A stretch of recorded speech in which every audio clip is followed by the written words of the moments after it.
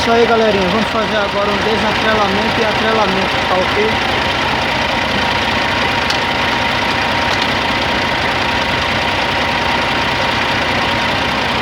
Sobe e desce do caminhão sempre de frente para o caminhão.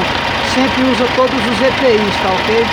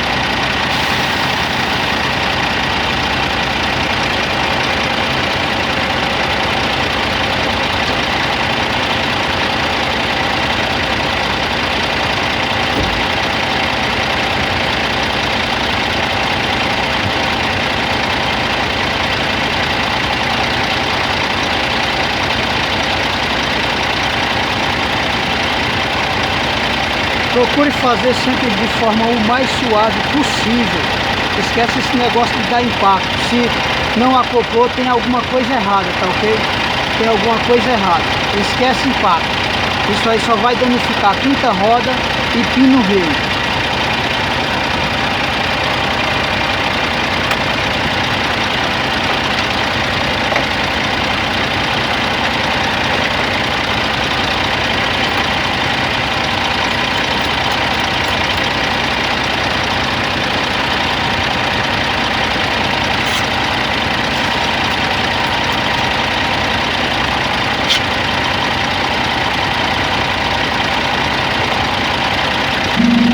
Na hora que for soltar o conjunto, não esquece de soltar as mangueiras e baixar primeiro a sapata antes de puxar o gavião, pois isso oferece um sério risco.